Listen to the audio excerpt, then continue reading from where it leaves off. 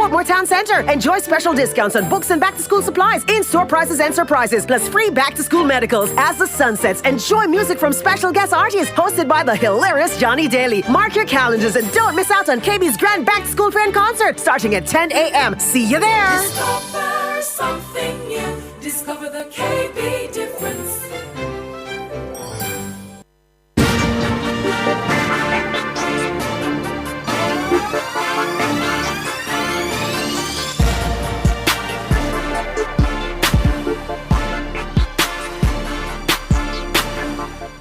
Okay, good afternoon. It's Saturday, August 10, 2024. Now, if you bowl it, we'll hit it for 6. If you pass it, we'll score it. Give us a pool, we'll dive in. And as fast as the starter's gun fires, we're at that finish line. I'm Alric Swaby. This is Sports Nation Live on Nationwide 90 FM, nationwideradiogm.com, and Flow Channel 916. You can also tune into our program live on our YouTube channel, Nationwide 90 FM, and remember to like, subscribe, and share our content. Coming up, we have another packed and exciting show lineup for you. We'll be talking Olympics, football, netball, and much more. But first, an athletics lesson from 1 Corinthians 9, verse 24. 1 Corinthians 9, verse 24. Do you not know that in a race all the runners run, but only one gets the prize? Run in such a way as to get the prize. Did you notice when reading this verse that it doesn't say you must win or you will win? It is actually telling us that the kind of effort and dedication victory requires. Competing with integrity is the key here. Anyone can cheat and win, but what does that do us morally? It's not about winning at all costs or abandoning your values to do anything it takes to win. This is telling us we need to perform at our absolute best and have the self-discipline to compete in a focused, well-practiced, and strategic manner. If we do that, we will perform in such a way that will be nearly impossible to beat. Will we get beat sometimes? Absolutely. However, in performing with honor, we can feel victorious even in a loss. Okay, so that was our athletics lesson from 1 Corinthians 9, verse 24. Now in our feature, you just had to be there. We relived Jamaica's Elaine Thompson-Hero winning gold with Shelley and Fraser Price winning bronze in the women's 100 meters final at the Rio Olympics. Christiania Williams, the Jamaican, came through as the fastest loser. Big talent, big smile. What an occasion and what an opportunity for her. Great to see her enjoying it. Marie-José Tarlou, African champion, ran really well in London in the Diamond League. A little more business-like for her walk-on. Tori Mui, bronze last year in Beijing. That's a fairly cool, composed walk-on. No big wave for the crowd. Michelle Lee IE. A few people really fancy her for this. 10.90 in qualification. She's bouncing, she looks confident, she looks ready. And their body language can sometimes tell you an awful lot. English Gardner getting a good reception there. Second fastest athlete in the world this year. Oh my gosh, this is going to be so tight, this race. All of them, brilliant CVs, brilliant performers. Elaine Thompson, Jamaican, also being greeted with a great reception. She's the fastest athlete in the world this year. Got a silver. Behind this woman in the 200 last year, Daphne Skiffers. There are a lot of Dutch people who've made the journey here to Brazil. She's hoping to become the first Dutch woman to win this title since Fanny Blankers-Koen in 48. And what about this? The tiny woman with the huge hair, an even bigger smile, and a gargantuan talent. 3 times the world champion over 100 meters, twice the Olympic champion. Can she produce a moment that will go down in history? No woman has ever won the individual gold medal in an event 3 successive times. This is the final of the women's 100 meters. It is arguably going to be so close here.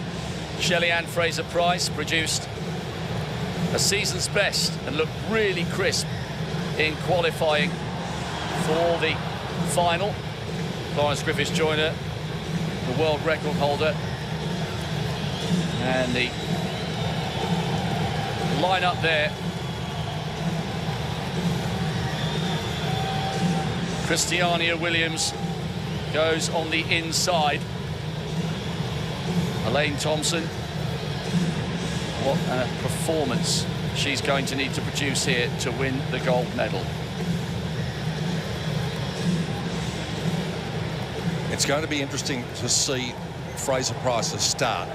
Of the people in the final who may be able to come from behind her, Skippers is one. That young woman, because she is a 200-metre runner, she will be strong. Bowie also finishes her races off very strongly. Thompson has been so impressive. She may not have to come from behind Fraser Price because she's been so commanding. But there is 0.08 of a second between them. Fraser Price, not exactly the lead-in she would have wanted, but her two efforts here have been strong enough to suggest that there is a place in the history books waiting. She has two country women in the final with her. Christiania Williams, who'll go from lane 2. Elaine Thompson, who'll go from lane 4. And the great sprinter from the Netherlands is going to be closest to the camera. And we haven't even mentioned Bailly and Gardner and Talu. What a fight. The athletes poised and ready. This could be very, very close indeed. Christiania Williams of Jamaica, a World Youth bronze medalist 5 years ago. A beaming smile, she came through brilliantly as the fastest loser. Marie-José Talu of the Ivory Coast. She's broken 11 seconds this year. She too coming through as a late qualifier. Elaine Thompson, the fastest woman in the world this year. Tori Bowie, bronze medal last year in Beijing, a brilliant 200-metre runner. And here's Shelly-Ann Fraser-Pryce on the threshold of history. Double Olympic champion, can she make it 3? English Gardner, the second fastest woman in the world this year. Michelle Lee looked really good in qualification. She's second from the outside. And Daphne Skippers, she says she's as good over the 1 as she is over the 2. She's very popular with the crowd, but her start must get better from what we've seen in the heats and the semi. Williams, Talu, Thompson, Bowie, Fraser-Pryce, Gardner, i.e. Skippers. Years of work, a lifetime of dreaming, and all for an 11-second route to glory. This is the women's 100-metre Olympic final.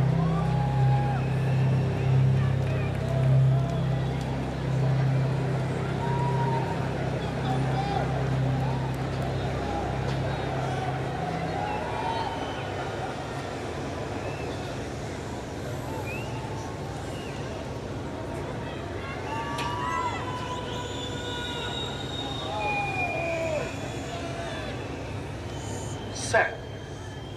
And who's got the best start? It's pretty even, but Shelly-Ann Fraser-Pryce trying to come away, but Elaine Thompson on the far side. And it's Thompson who's going to become the Olympic champion. She's beaten the Queen, and she's done it in style.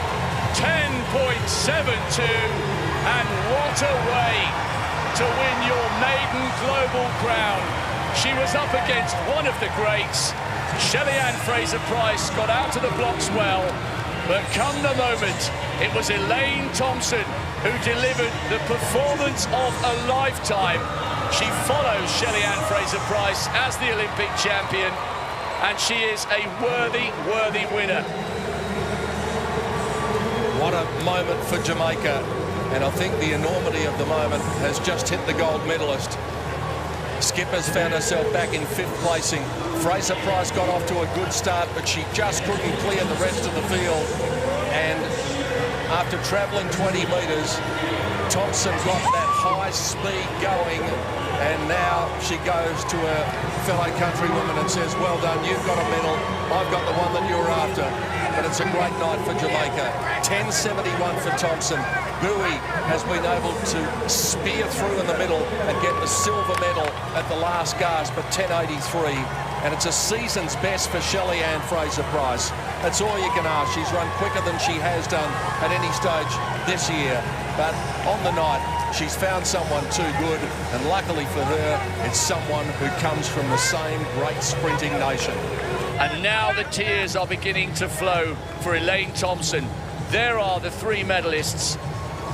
But it's Thompson who looks utterly shell-shocked. She can't believe what she's achieved, but she should watch this back. She's third from the right-hand side. She didn't get the quickest start. Fraser-Price was up, and then Thompson got into her stride, and she's won this by quite some margin as well. A brilliant performance. Shippers was trying to close in on the medals at the end, but she hasn't quite been on the money in terms of her start so far, and she'll be really fired up to make amends for that come the 200.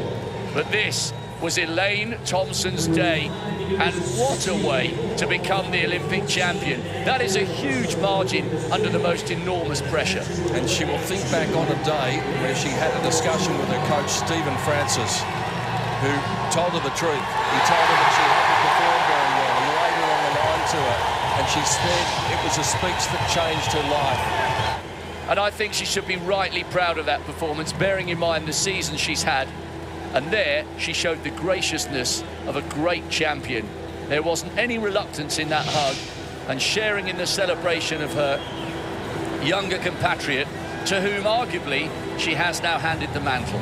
And there'll be a lot of people hoping that there hasn't been an omen set with what Tababa did and with what Shelley-Ann Price did for what might happen with another Jamaican. And there is the result of the final.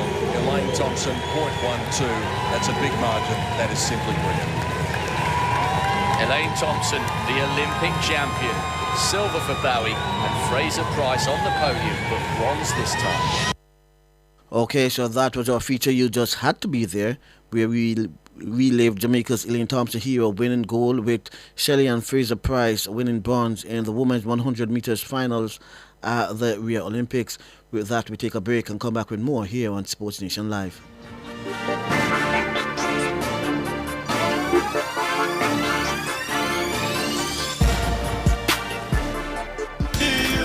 Outperform, outlast. With top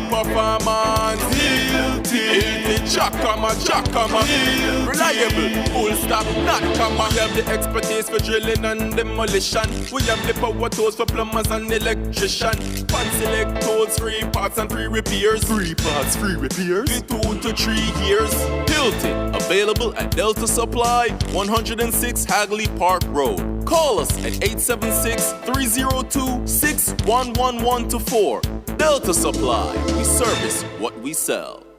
KFC this summer, we a bucket together. Well, I vibe with your crew, yeah, we a stay true, the taste is so good. KFC, bucket on the ends with the real one. My island, we a world champion. With my KFC, I'm gonna be me, Jam Rock, celebrate with we.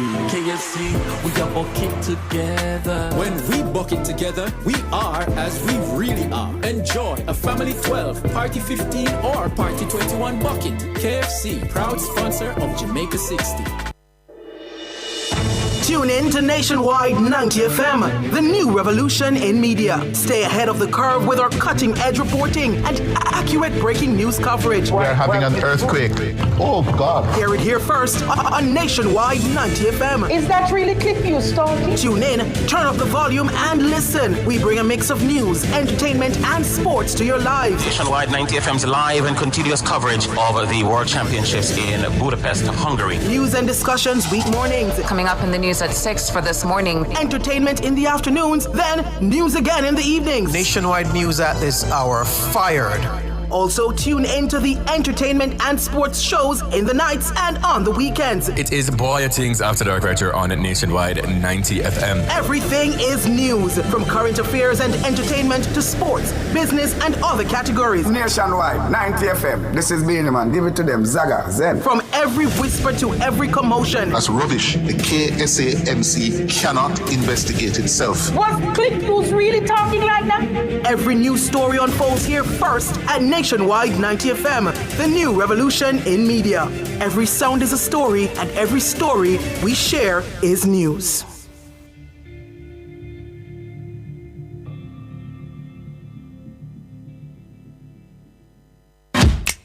to our program live from our YouTube channel, Nationwide 90 FM. And remember to like, subscribe, and share our content. And we're also on WhatsApp at 876-285-5693. How certain are you that you're taking proper care of your pets? How often do you take them to the vet? Just as we need annual checkups with our doctors, most pets need regular checkups too. Owning and caring for a family pet doesn't have to be a difficult or burdensome experience. Nationwide 90 FM has an exciting feature called Pets World that will help you take better care of your pets. Join Nationwide 90 FM every Wednesday at 6:50 a.m. during the program This Morning as we take you into the do's and don'ts of caring for your pets. That's Pets World every Wednesday at 6:50 a.m. during the program This Morning on Nationwide 90 FM, a revolution in media.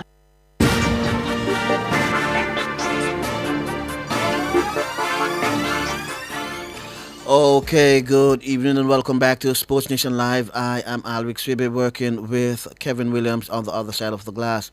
Now, Jamaica currently sits at 42nd on the medals table at the end of the penultimate day of the 33rd Olympiad in Paris. Competing in 3 finals today, the Jamaicans failed to add to their medal count of 6. In the men's high jump final, Jamaica's Romain Beckford finished 10th with a best effort of 2.22 meters. Hamish Kerr of New Zealand won with a jump of 2.36 meters. Jamaica's 6 medals include a gold, 3 silver, and 2 bronze. Beckford says the performance of Jamaica's field event athletes demands that they be shown a lot more respect. Romain Beckford, sum up your competition for me today. I mean, I feel like I executed well. It was a rough competition out there. You know, everybody really went for it. You know, I saw the highest jump I ever seen in person today. I get to saw people that, well, I get to compete with people I've been watching and looking up to since high school. So I feel like it's a great way to end my season. Not really the result that I wanted, but I can't complain. You know, my season has been long. Yeah. Are you closing up your season now? I won't say, but I will wait to see. Now that you've gotten a taste of international competition, and not just international competition, but competition at the very highest level, you don't get it better than this. Does it now set you up to kick on? Yeah, I feel like this is like the biggest experience you can ever get in your life. Why? Like, this is the best of the best in the world, you know. You have to come out and show out on the day, and that's all that matters. Where do you vacation? Portland is a beautiful place. Where you're born there, you know the place well. Do you vacation there or you go somewhere else? Definitely, like Portland, always. I don't think I have been to like 7 different parts in Jamaica yet, to show you. I'm always in Portland. So when your season is over, you're going to go back to Portland? Well, I got to go back and finish my master's degree. Oh, you do have any best joke around? I'm sorry. As soon as I get back to school, we'll be starting. So that's the thing with being a student athlete. It's very rough. You know, you have to manage schoolwork, and especially I'm in grad school right now. So, you know, it's just rough, and I have to give God thanks. But next season, for sure, you know, just focusing on athletics, great feeling. I'm looking forward to that. I wouldn't want to be you. Student athlete, Olympic Games, back to study. But guess what? You're setting yourself up for the future. Yes, sir. You know, one thing we have to look, man. Field event that take over Jamaica. No, don't be surprised. We are going to see. We have Tokyo coming up next. Right now, the field event that them win. Because we get, 4 medals. Sprinters got 2. So I want to say about that. Field eventers I take over Jamaica. I'm marking your word, you know. It look like you set yourself up next year for Tokyo, you know. No, we're not set up ourselves. We're just talking disease. It happen. Romain, thanks. Yes, sir. Okay, that was Romain Beckford talking with Wayne Walker earlier today.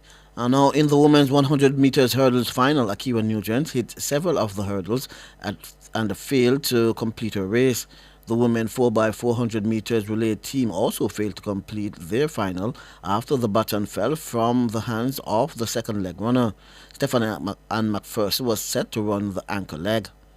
You were inconsolable. I can still see the tears in your eyes. You're not only disappointed that we didn't manage to finish the race, but you wanted your Olympic career to end a lot better, even if you come across the line with the baton in your hand. Yes. I mean, it's not her fault. it's we're really all over again. Sometimes they just have to just.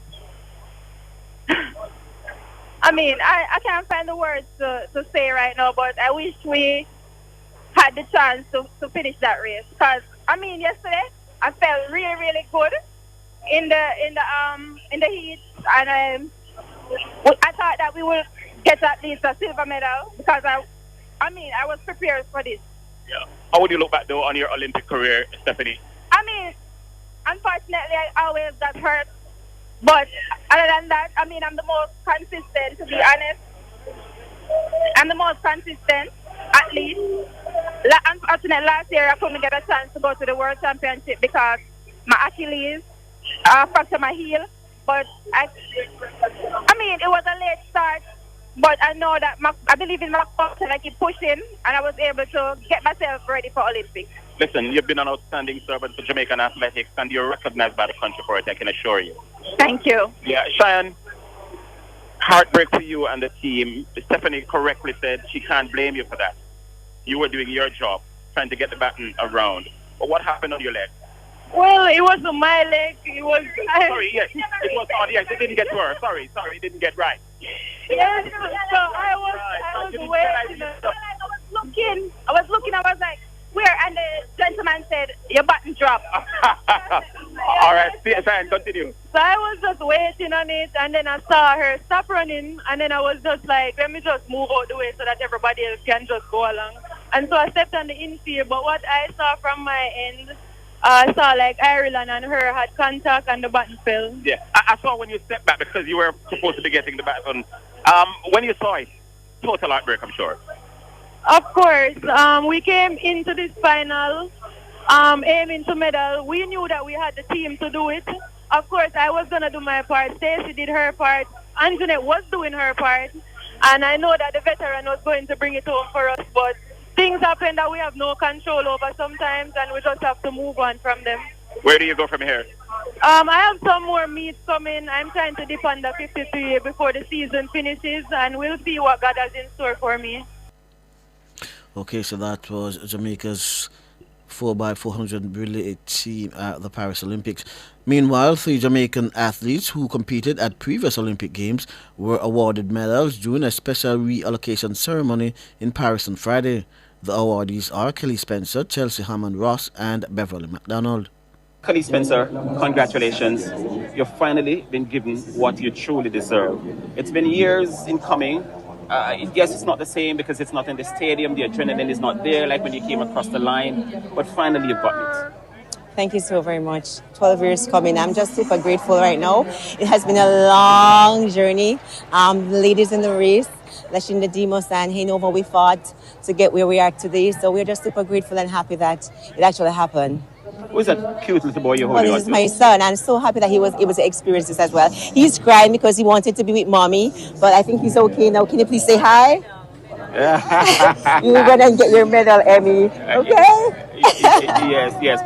Can you remember that day when you came across the line? Oh my God, I was so disappointed because I was actually believing that I would be in the top 3. Yeah. And then to end 4th is one of the worst feelings ever. But I bounced back and I was happy. And today, see, I'm still rewarded. It shows you that hard work. Don't give up and just persevere, and you don't know what will happen. So I'm just happy. What's your best moment performing at the Olympic Games? It would have to be this. It would definitely have to be this. I've been in several championships and stuff, but this is the one, I think, for me. Yeah, what's Kelly Spencer doing these days? What's Kelly Spencer doing these days?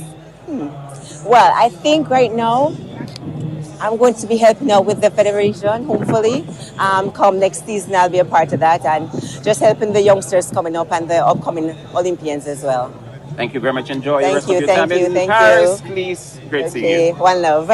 Beverly McDonald getting her long-awaited bronze. And we're going to have a quick chat with her. All right, Beverly, congratulations on getting the medal. It is years in coming. The joy of being in the stadium on that day to collect it has been lost, but I'm sure you're still appreciative of the effort by the IOC to make sure that you get what is yours. It's really a bittersweet moment for me, for us today to come out and represent, to get our medals here today. It's not the same as 2024 because you have the stadium and you have the audience and everything. But today it was also great. Yeah. When you first got the call that you're going to be giving your medal, what were your thoughts?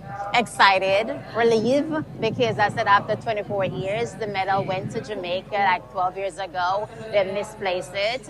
And my husband, Raymond Stewart, fight for me to get my medal right in the IOC, and they reply, and I'm very happy to get the medal. Mm-hmm. What's Beverly McDonald doing these days? Beverly McDonald is working and taking care of my 16-year-old son. That's it. Yeah. Is he into sports? Yes, he is. What is he doing? He ran the 100 and 200 meters. Yeah. He's all into it. And I'm happy that he could come here today and witness this because, LA, he'll be 20 years old and I can't wait because he's already thinking about it. Yeah. Have you been back to Jamaica? I've been to Jamaica this year. Yeah. I've been trying to go like twice a year. Twice a year? Yes. Oh, and you reside in the States these days, right? Yes, in Fort Worth, Texas. Yeah. What's the biggest memory for you at the Olympic Games? The crowd, my friends, them just to see my friends, them, and it's excited. Yeah. What do you think about Jamaica's athletics at the moment, especially the female sprinters? No comment. Why you don't want to comment? You're not following it? You don't watch it? I don't follow sports that much. My son is the one that follows it a lot. I don't. Yeah. Shout out to your friends and family back in Jamaica. Hi, Mom. Hi, Dad. Love you guys. Give your mom's name, man, and your dad's name. They have a name. Come on, Beverly. Leaford McDonald, Rita McDonald. My dad would be so proud of me because he's been there since I was a little girl running. So thank you. Yeah. I'm seeing Raymond Stewart, your husband, in the background there. My husband. Yeah, he's been a tower strength for you even up until today. Is it what? Yes, I'm sure he's been one of your... He is one of my biggest fans, yes. My coach, my husband. Yes. Yeah, Champs Days. You were one of the dominant female sprinters at Champs. I was, yes, I was, but I don't get recognized for that at all. When you say you're not recognized for it, what do you because mean? I don't think Jamaica give us our props, they don't give us our flowers. Yes. And you think and that's so sad. Maybe Issa or the J3As, which of them you're talking? I don't what? Either Issa or the J3As, which of them you're talking? Both. All right, Beverly, it was great catching up with you. And congratulations again on this wonderful medal. You deserve it. Thank you. And finally... I cherish it. Congratulations. Finally, you've gotten what's yours. Let me get a shot of it here. Live and in color. Wow.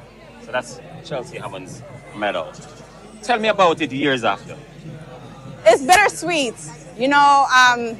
I wanted to get it in the stadium. I wanted to be able to hold my flag and represent Jamaica, but I'm going to take every ounce of this opportunity in Paris with the Eiffel Tower behind us. I'm grateful, and it's a long time coming. Did you ever think this day would come? Let me tell you something. As I finished jumping in 2008 and I was walking to drug testing, I said I was getting my medal that day. I didn't know it was going to take 16 years. Yeah, when you first heard you were going to get it, what was your thought? Oh my gosh, I was so excited and happy that it came. And I'm just happy that it's here now. Yeah. It's been 16 years, been patiently waiting. But the IOC took care of everything. We're able to present us in such a beautiful atmosphere. I'm so grateful. Do you get the chance to go back to Jamaica from time to time? Yes, but I haven't been to Jamaica in a long time. I need to come home. You certainly need to do that. Big up your people now, please. Yes, Jamaica, I love you. All the people who is representing track and field, I thank you. First Olympic medalist for Jamaica in the field events. Thank you. Thank you. What a statement. Wow. Yes. Okay, there you have it. The three awardees, Kelly Spencer, Chelsea Hammond, and Beverly McDonald. With that, we take a break and we come back with more here on Sports Nation Live.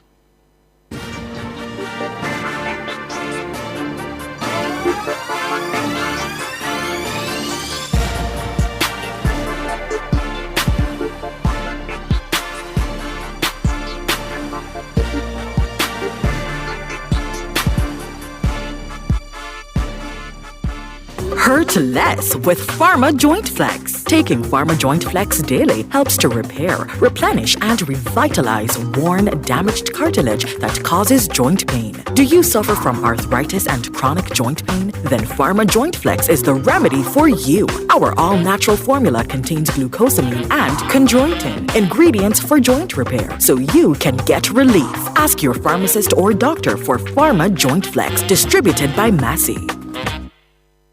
Experience Jamaica's Olympic triumphs in Jamaica Gold, a golden spotlight. Brought to you by Horton's Pharmacy. Horton's RX Pack for better medication management. After the 1952 Olympics, Jamaica endured a gold drought for 5 Olympic cycles. That's until Donald Quarry ended the streak at the 1976 Montreal Games, winning the men's 200 meters.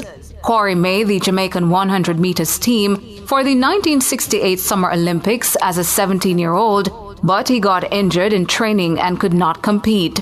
In 1976, after winning the AAA's 100 and 200 meters titles, Quarry could finally compete at the Olympics without injuries. He first made the 100 meters final, which he led until overtaken by Trinidadian Hasely Crawford. In the 200 meters, Quarry led the pack, coming out of the turn and held off all challenges to take the title in 20.22 seconds. Away they go, first time, and Quarry got a magnificent start in lane 2, and Quarry really taking them off, and wants to lapse on the track, I'm not quite sure it is, and there's another one down, Hampton it looks like, no, Hampton in the centre, there's Quarry, and Quarry comes home in front with Hampton in second place, Evans third, and Betty in fourth, and Quarry, the silver medalist in the 100, takes the 200 from Hampton, and in third place was Evans with Betty in fourth. You just experienced a Jamaican Olympic triumph in Jamaica Gold, a golden spotlight. Brought to you by Horton's Pharmacy. Horton's RX Pack for better medication management. But is this real? Hey Greg, come look at this. Oh my, it's happening. Mr. Daniels, the numbers keep getting bigger and bigger. Sir, the clicks are off the charts. Hello, sales? What's the emergency? 9,000 clicks in one day? 3,000 order? So how much we have left? What? I soon call you back. Mr. Nakamoto, it's Danny from Jamaica. I need 5,000 of the big ones. We're back in business. Yes, sir. Arigato. Suene. Amplify your brand. Let Nationwide 90 FM assist you in tapping into a captivated audience across our social media platforms. For more information, contact us at 876-630-1210 or sales@nationwidenewsnetwork.com. Businesses, companies, and entrepreneurs, let's supercharge your brand.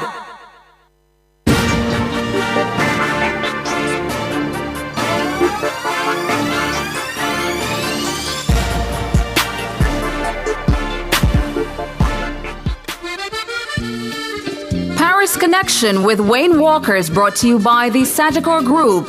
Out of many, one pulse. Okay, good evening and welcome back to Sports Nation Live. I am Alric Swaby working with Kevin Williams on the other side of the glass, and the moment you hear that jingle, you know we are connecting with Wayne Walker over in Paris. Wayne, good evening. What time is it where you are?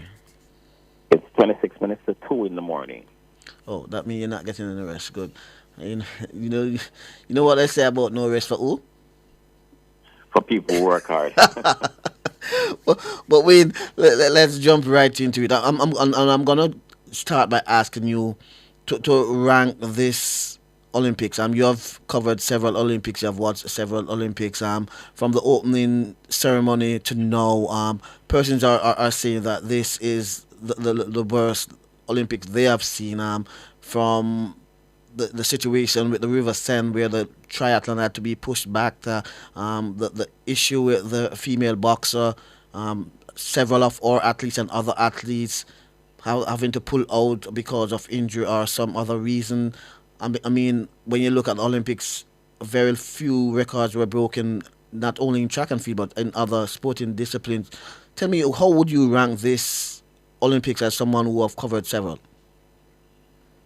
That's a very, very good question. It's also a difficult question to answer because each see the Olympic Games from a different angle, and it I don't know. Even for me, the more all right. We are living in modern times, yeah, and a lot of the stuff will be magnified because social media is now running the world. Let's be honest about it. Everything is about social media. So what you're probably seeing in this Olympics, they were present in other Olympics. It was just probably not magnified because we're not living in times like these. And come Los Angeles 2028, you probably find people saying it's the worst because everything will be out there. And so France may be paying the price for the advent, and not just the advent, but the proliferation of social media pages and everything. Having said that, France really had its bit of issues, and a number of which you have highlighted, and they could have done many things differently, but they have done many things good as well. The aesthetic of the Stade de France, the thinking behind moving the normal red and blue track that we would normally see on television, and using lavender and purple, deep purple, not just in the Stade de France, but at all the venues. It looks better on television. That's an innovation by the French. It has never been done. And I can tell you they can't go back now because this is now the new standard. The first time that an opening ceremony has been held outdoors. The brain behind putting the teams on the river, those are genius. France will be remembered for as much bad, quote unquote, as it will be for good. And being here in Paris myself, I've seen a number of things that they've done good. I've seen a lot of innovation that the French have done. It depends on who you talk to, and it depends on what you expected. It depends on your standard, and so on. I don't know. For me, it's not the worst I've seen. Greece, Athens 2004 was a mess. Yeah, it was a mess. If Athens was today with the same issues, people would say Athens is the worst thing. The day when the 100 final going on, a man still putting a nail in one board at the stadium the day, they never ready, A man still a nail upon like a piece of board when I decide that people are supposed to go through. People will look and tell you that Athens was the worst. In fact, I hear people say Athens was the worst. For me, France is not the worst. They've had their challenges, but believe me, they've set the standards with a lot of stuff. The records you're talking about in London and in Atlanta 1996 and London 2012, there were two records on the track in London. David Rudisha in the 800 and the USA breaking the women's 4x100 meters world record. In Atlanta 1996, it was Michael Johnson breaking Pietro Menea's 200 meters world record. At the time, it was 1972. Look how far the world record is coming from. 1972, Michael Johnson obliterated it and ran 19.3, 19.31, I think it was. Yeah? So on one record on track there, two records in London. So it's not strange that you don't see a number of world records. There were two world records in the stadium. Sydney got one, and Duplantis got another. So I wouldn't say France is the worst. The Paris is the worst Olympics. They've had their challenges, and that's as far as I'd go with it. Right. But before we jump into athletics, you would have gotten a chance to see some other sporting disciplines. You were at the swimming pool when our swimmer performed, and you would have seen a bit of tennis. Those events, those other events that you would have visited and watched. Your thoughts on the overall execution and on the performance of the athletes. The execution was brilliant at the venues that I visited. France played against Spain in the football final yesterday. I watched a bit of it. I went down to Paris Saint-Denis to watch it. It was good. You mentioned I watched I watched Nadal against Novak Djokovic in tennis down at Roland Garros. That was a really, really nice experience. And I think the French, the execution of you entering the stadium, leaving the stadium, the crowd control, I think that was really, really brilliant. I watched the Unite Wisdom. The aquatic center is just across from the Stade de France. So you just hop over, you watch him, and then you go across. And I find the organization and the execution of the Olympics to be of a very, very high standard. You see, the French are used to hosting big events. The French are used to host, whether it's a Taylor Swift concert, whether it's the Olympic Games, whether it's the World Rugby Championship, whether it's the World Cup football finals. They have hosted some of the biggest sporting events in the world, so they know how to do it. Yeah. But as I said, there have been some issues that was just highlighted. Say, for instance, the first week. And one of the things you need to do when you're hosting an Olympic Games is to make sure that even if there are problems, make sure that you get off to a good start. And if there are going to be problems, let the problems be in the middle or close to the end. If you get the problem at the start, it set the wrong stage and the wrong tone. And this whole thing about going green and trying to preserve the planet with AC-free village. You've got over 7,000, close to 8,000 rooms in the village. And the people who occupy those rooms are the stars of the Olympic Games. And when they talk, people are going to hear. So it got out really badly for Paris, from the very first week, because as the athletes entered the village. In fact, a lot of them knew before coming here, because the Americans, they had already decided to take their own air conditioning units to Paris, because they heard about this, AC-free village. But I get the impression that there are some athletes or officials or managers or whomever didn't know about it and were caught by surprise. But even those who knew about it came in and were complaining, because that week it was very, very hot in the capital. And Paris is very hot at the summertime. The last time I came to Paris, there was a heat wave and people jumping off in the fountains around the Eiffel Tower and in and around the Parc des Princes. In fact, when I arrived in Paris the last time I was here, it was a heat wave greeted me. It was very hot. And this time when I came back to the city, it wasn't as bad, but you could feel the heat on days, and the athletes had to be sleeping with their balcony windows open, and people have to be rushing to buy, mobile AC units and so on. So it got off to a bad start because of that. But generally, as I said before, the execution generally has been good, and people you've got to be honest with it. It is generally last evening when I was going down to the stadium for the 4x4, you can put your bottom dollar. Every time a shuttle is supposed to come, it comes. If the delay is coming in 10 minutes, it's going to be there. I'm not talking about the train, the train run on time automatically, you know that. But for the buses to run on time, it takes a sort of genius planning around it, because Paris is one of the most, well, not populous, but it's a busy city. Everybody who comes to Paris, everybody wants to be in Paris, for one reason or another. So it's a busy city, and the buses run on time. If they tell you it's going to be coming, in fact, the buses come every 10 minutes. And they always, today, the bus came like 14 minutes late, and it was almost pandemonium. Why? Because people have gotten so used to seeing the buses come on time.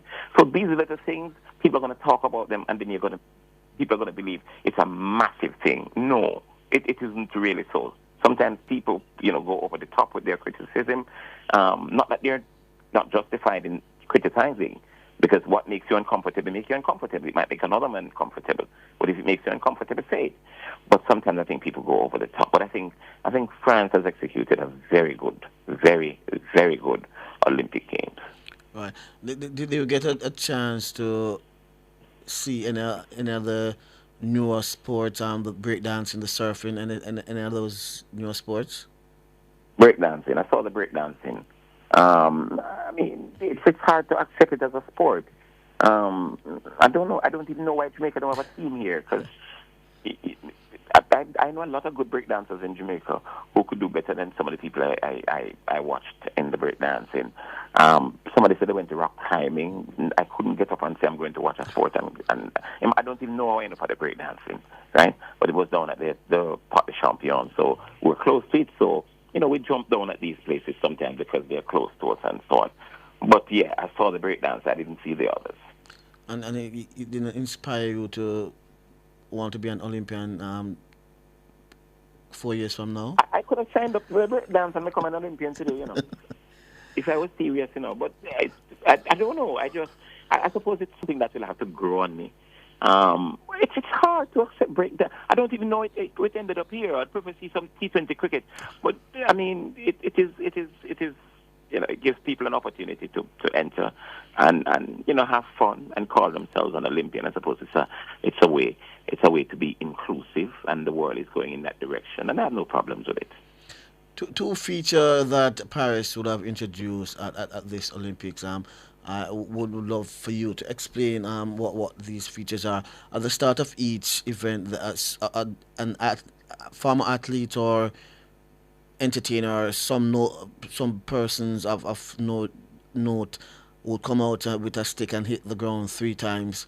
That's one. And the second is at the end of the races, you would see them ringing a bell.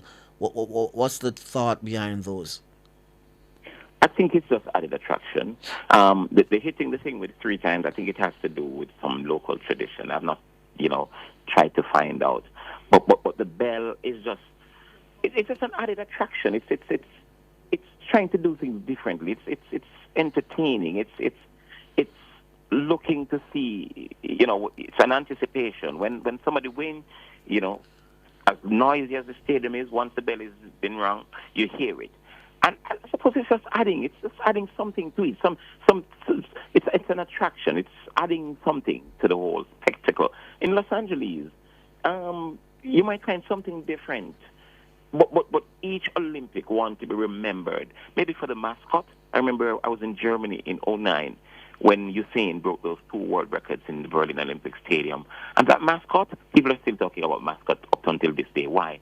The mascot, it wasn't the first time a mascot was at the World Championship, but that mascot was so friendly.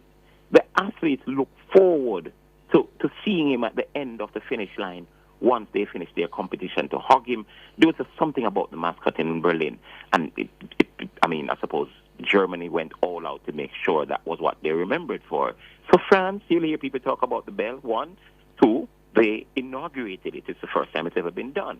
So France is a proud, rich country that wants to set the standards wherever they go. They're trendsetters, the way they dress, their food, their wine. France like people talk about France.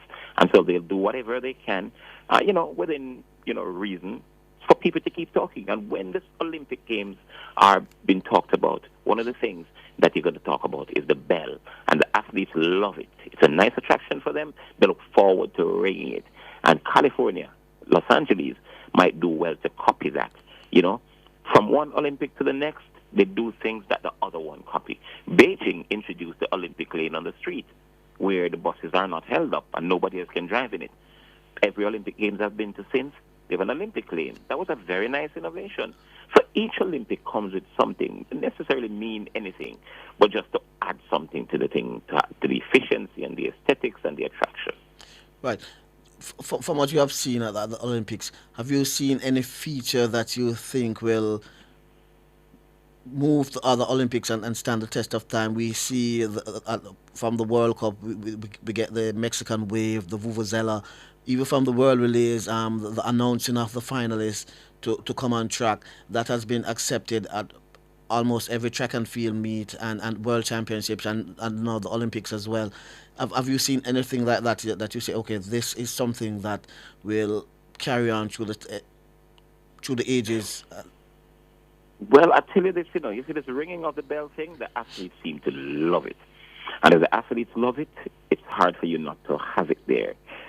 But to be fair to France, to be fair to Los Angeles, in the United States and wherever else the Olympic Games go, a lot of stuff that the organizers do, they are in honor of something from the culture. Greece had their sculptures going back to the ancient Athens and so on. So a lot of them are steeped in cultural norms. And so a lot of Olympics don't follow what the last one did. But there are some things, as I mentioned to you, the whole question of the Olympic lane, that is efficient and can and should be included in every Olympic, especially in cities where the streets are busy. Los Angeles, it's going to be busy. So the Olympic lane should be a standard. Beijing also introduced where you don't need visas to come into the country. What they do your biometrics, and they send the accreditation back to you before you arrive in the country. So you use the accreditation as a visa. There's a special government stamp at the end of the visa of the accreditation. So any port you go through, they know where you're going. Instead of having to go join the line for visas, China introduced that, and all the Olympics have accepted that you get your accreditation and you use that as the visa.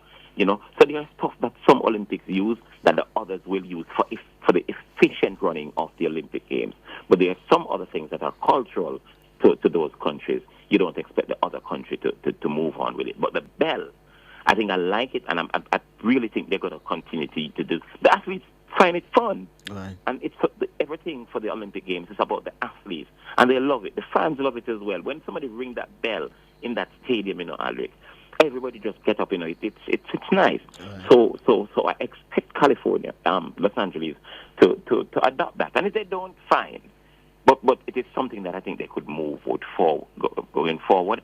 And I also think changing the normal red and blue tracks is something that they should continue with. They don't have to go lavender like Paris did. They could use a different color, but it does look good on TV, and aesthetically, it's really nice. When you're walking, it's almost like you see a new stadium. Wow. Simply, it's like you have an old building and you put a coat of paint on it. Suddenly, it looks a little brighter, it looks shiner, and so on and so forth. So yeah, those are the two: the changing of the color, the theme color. Right? So what France has done, what Paris has done, is started as theme. So the color, the theme color is lavender and deep purple. Los Angeles might use another color, I don't know what it is, but make the stadiums look a little different from the norm. You don't want to walk in and say a red track, you see that every day, or a blue track, you see that every day. Do something different. Think about it and do something different. Right. And speaking of track, let's get to the track and field. Your overall thoughts on the performance from day one of track and field until now?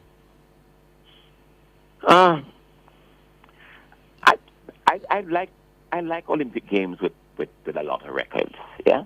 And while we didn't get a lot of world records, we got a lot of area records, a lot of national records, a lot of personal records, and yeah, I think that's sufficient. Yeah, you always want more world records. The night when Sydney broke the world record in the stadium, it was expected. She was going to break the world record. It is about how far. Jamal Sedati from Algeria.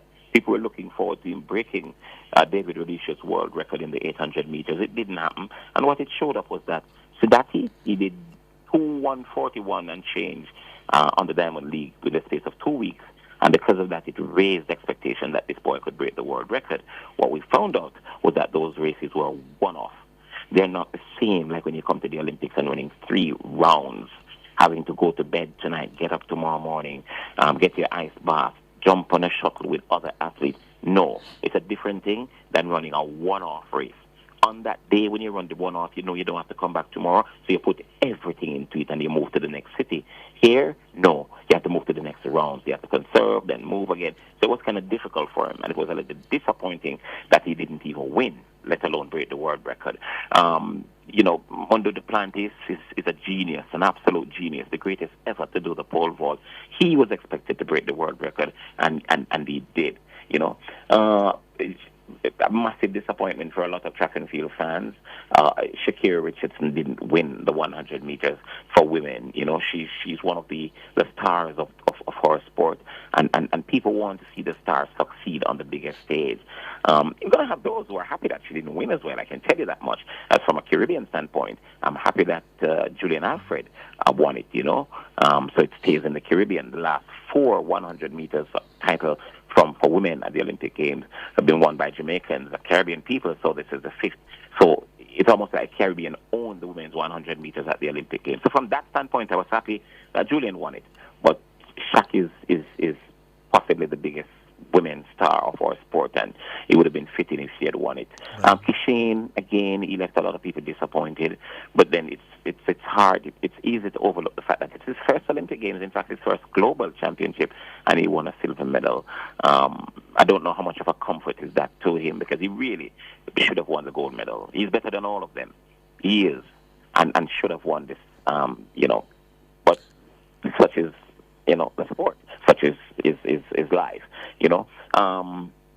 Faith Kipyegon, she's a serial record breaker, and today she was just in stunning form. And we could go through and pick the people. Masai Russell, she and I have been going at each other since I got here. I saw her training one day, and I told her that I think Akira was going to win it. And then she took me on. And every day at training, we have this running battle. When she come into the mixed zone of the days, we have going at each other.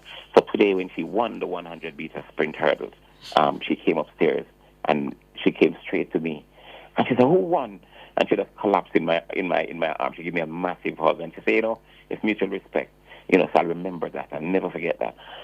Let's Seeley is a star, and everybody liked that boy. Let's Seeley Tibogo. Rai Benjamin, winning the 400 hurdles. He was the only one of the big three who did not win a global title, because Allison won the last world championship. Of course, you all know Karsten Warholm he has won many Olympic and world titles, but Rai Benjamin had not won any global championship. And so I was happy for him. And then he held up Tibogo today in the 4x400 meters. And another thing, I didn't know that I was going to be in Paris, and somebody asked me what's the score in the West Indies in the West Indies match. In fact, I didn't expect anybody to ask me what a cricket score. But you know who did it? Rai Benjamin's father, Winston Benjamin, who used to bowl for the West Indies. Okay. And he's a proud father because his son was one of the stars of the Olympic Games. So there's so many moments that I will remember and cherish, and there are those that you'll easily forget. Like Noah Lyles' braggadocio in the 200 meters, the way he came out, and what's going on.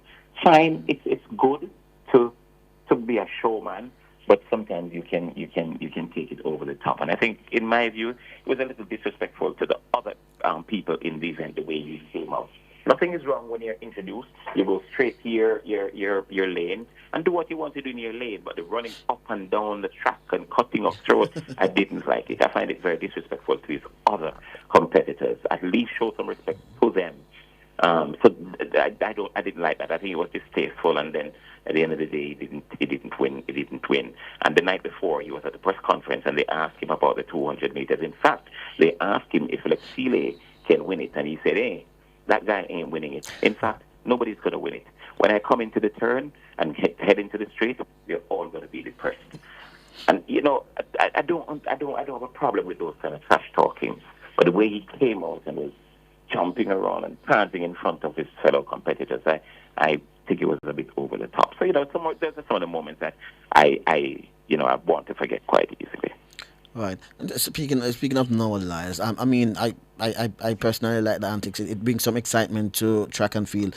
After Usain Bolt, it was Usain Bolt, I would say, that started it.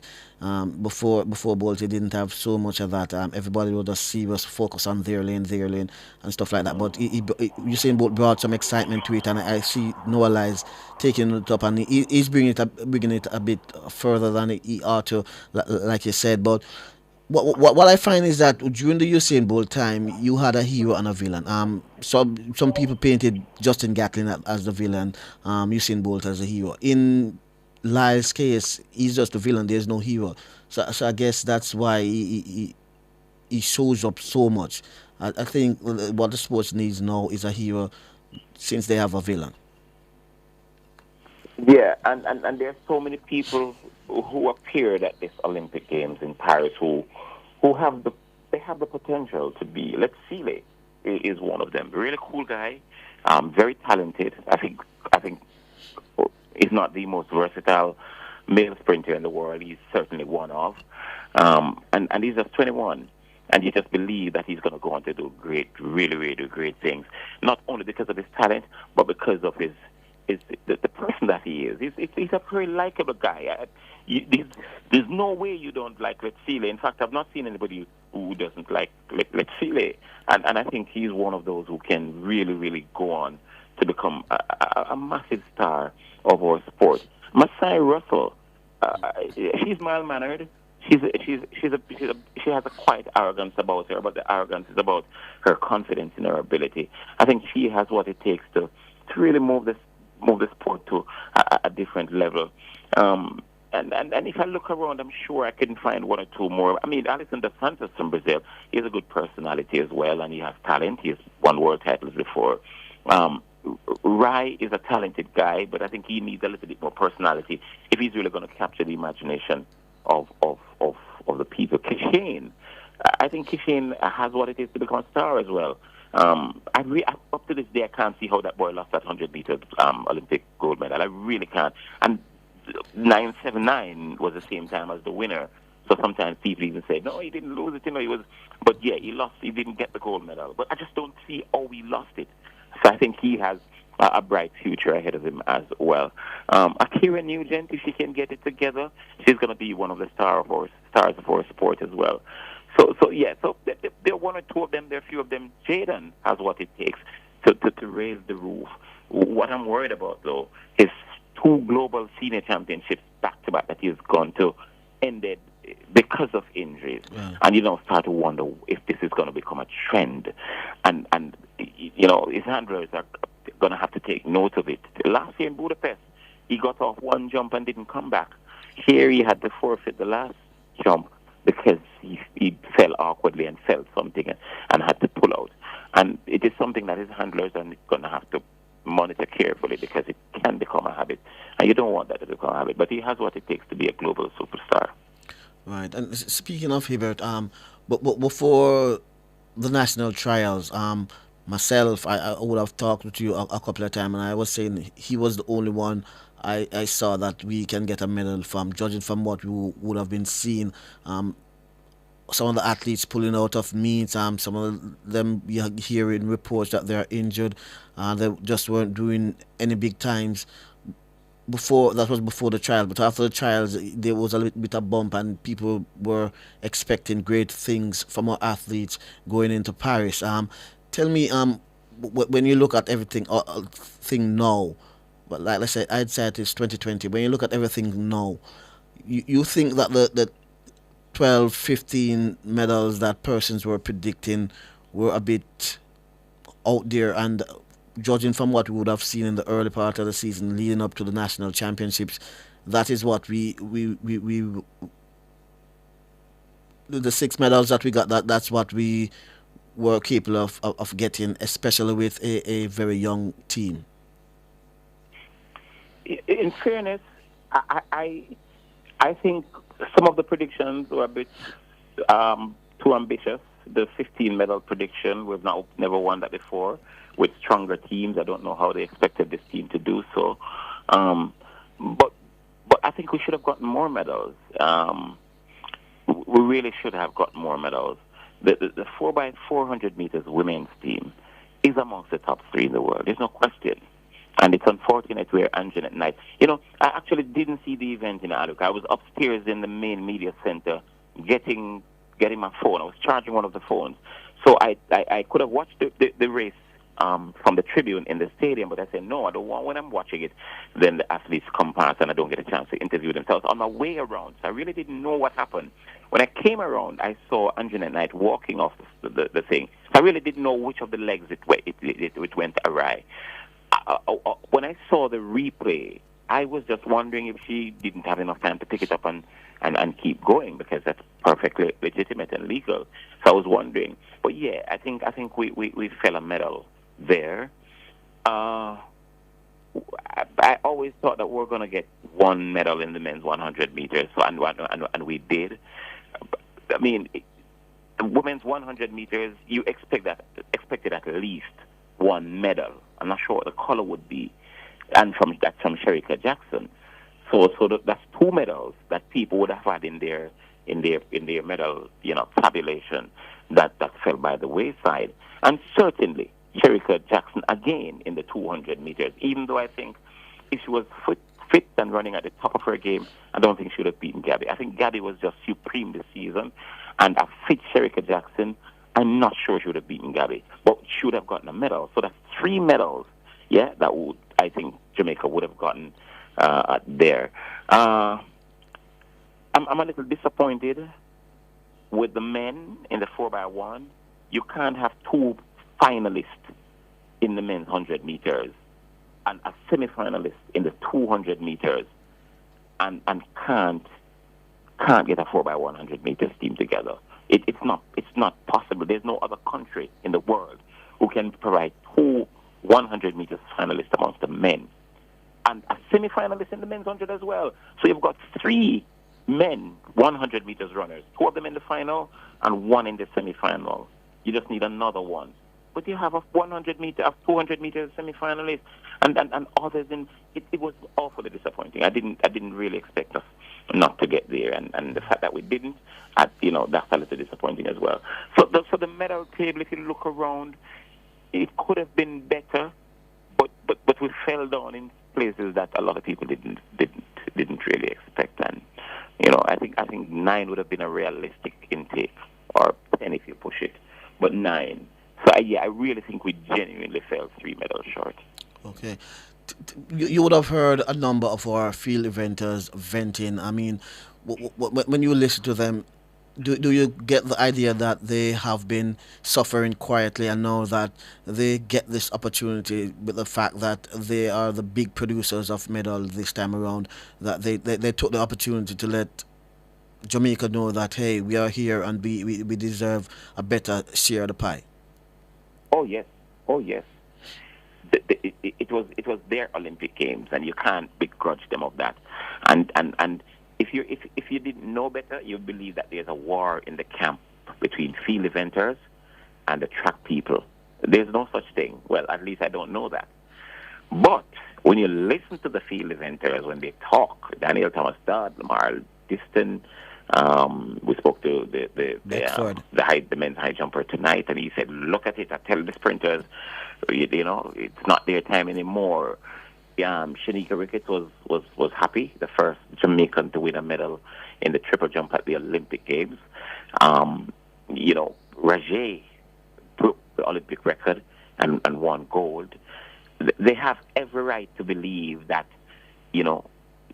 more attention should have been shown to them. And I'm not in any way saying no attention has been shown, because I don't get that impression. But they believe that given their intake, their haul from the Olympic Games here in Paris, that really more attention must be and should be paid to them as they look ahead to the Tokyo World Championship next year, another World Championship, and then the Olympic Games in Los Angeles.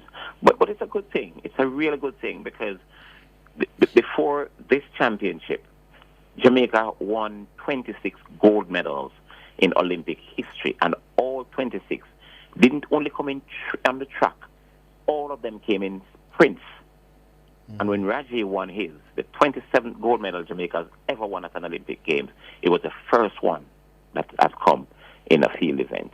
And it is significant and noteworthy, and the authorities, I'm sure, would do well to pay more attention to the field event. This has been coming, though, because Jamaica's gradually, if they don't win medals in the field events, they've gotten to finals, and they've been winning medals. So what we saw here in Paris, it was just a culmination of what has been happening, championship after championship after championship, coming together nicely here in Paris. Tell me, any athlete would have surprised you, athlete that you did expect a medal or perform a personal best or a national record, whether Jamaican or otherwise? Any athlete surprised you like that?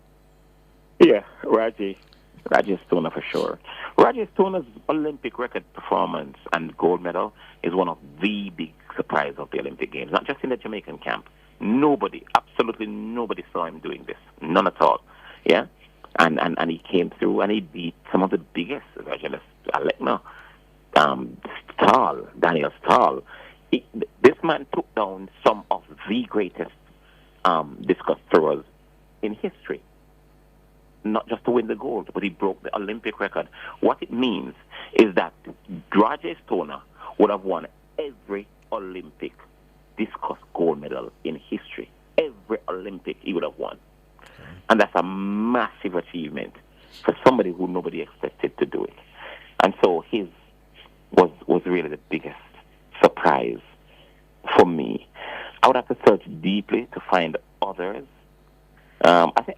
Maybe Sejati losing the 800 meters, but then again, the man that he lost it to, Wanda Mignoni, he's one of those that you expect to do very well. But I would have to search deeply to find them. But certainly, Rajay Stoner's, wow, that was a major one. Nobody saw that coming. Speaking of Stoner, if you were his manager, what will you be advised him to go to the NFL or stick with the with track and field? Know that he's the Olympic gold medalist and record holder. No, I'd advise him to go to the NFL every day, all day, every day. At the end of the day, Reggie is 25 years old. The discus doesn't pay a whole heap of money. Mind you, he wouldn't be badly paid because what track and field events need are stars in the events for it to attract money. It won't just attract money because he's the Olympic champion. No. They have stars in it. Yes, he'll be able to ask for a lot more money than he if he wasn't the World Olympic champion, yeah, and he would get into meets quite easily. You're the Olympic champ and the record holder. You're gonna get meets. Your season will be full in terms of dates to do Diamond League and World Continental Series and wherever. You're gonna get events because you are the Olympic champion. But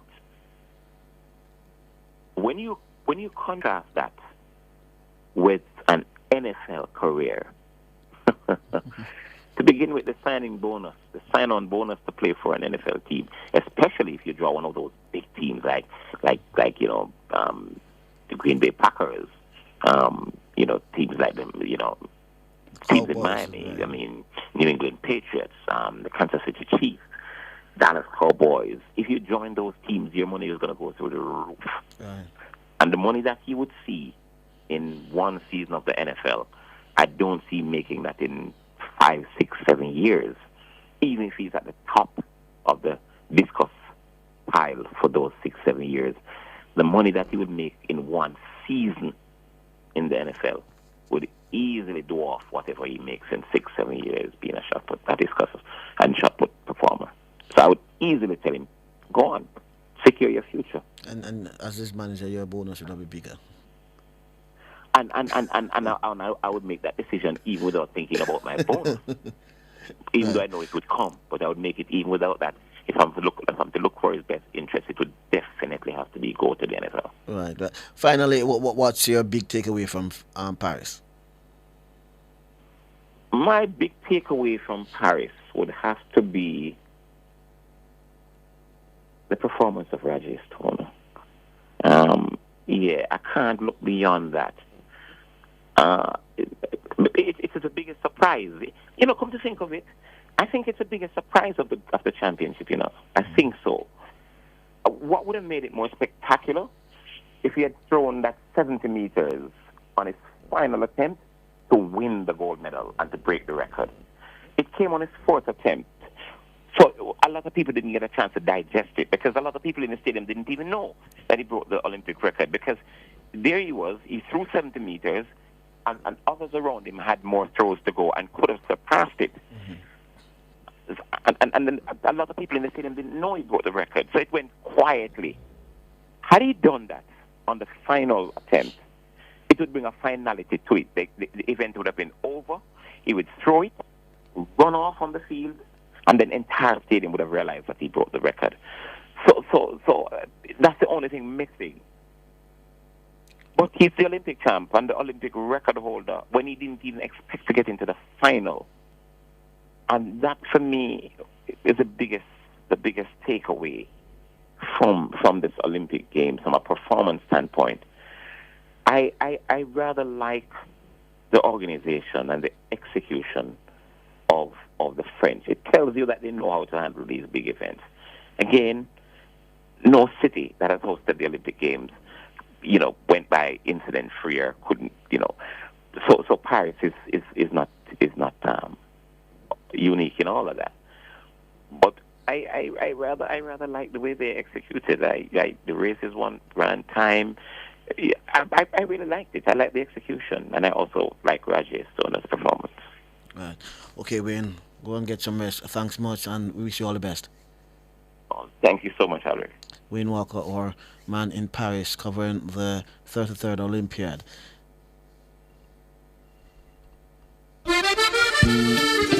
Paris Connection with Wayne Walker was brought to you by the Sagicor Group. Out of many, one pulse. Okay, so that was our Paris Connection with Wayne Walker. We take a break and come back with more here on Sports Nation Live.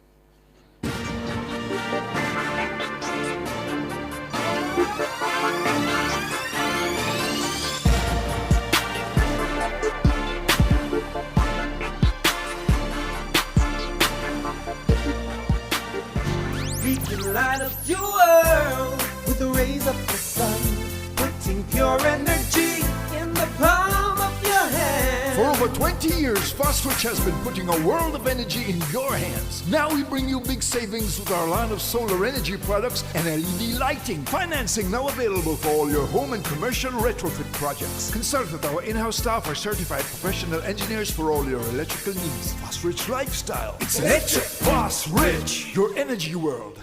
We all have a champion spirit, a uniquely Jamaican spirit. We think the unthinkable and reach for the unreachable. The steady pulse of greatness beats in us all. As powerful as we are, there comes a time when everybody needs a strength. Something to take you over that last hurdle and across the finish line. Your moment is now. Unstoppable with NCB. KFC this summer, we a bucket together. Well, I vibe with your crew, yeah, we a stay true, the taste is so good. KFC, bucket on the ends with the real one. My island, we a world champion with my KFC. I'm gonna be me, jam rock, celebrate with we. KFC, we a bucket together. When we bucket together, we are as we really are. Enjoy a family 12, party 15, or party 21 bucket. KFC, proud sponsor of Jamaica 60. Imperial, optical, crystal, clear view. Focus on winning. Focus on you. Never miss a moment. See it all through. We do. Focus on the Olympics. We are here for you. Imperial, optical, crystal, clear view. Focus on winning. Of course. Focus on you. Calling all ladies to Zana Ladies Expo, the ultimate ladies' day out. Saturday, August 10 at the National Arena, 12 noon to 8 p.m. Featuring over 100 exhibitors, shopping deals, beauty, fashion, food, wine tasting, health and wellness, keynote speakers, live entertainment, and more. Tickets available at ladiesexpoja.com. Gate admission $1,500, children $500. Zana Ladies Expo, August 10, National Arena. Sponsored by Massey Distribution, JPS and KFC this summer, we a bucket together. Well, I vibe with your crew, yeah, we a stay true, the taste is so good. KFC, bucket on the ends with the real one. My island, we a world champion with my KFC. I'm gonna be me, jam rock, celebrate with we. KFC, we a bucket together. When we bucket together, we are as we really are. Enjoy a family 12, party 15, or party 21 bucket. KFC, proud sponsor of Jamaica 60.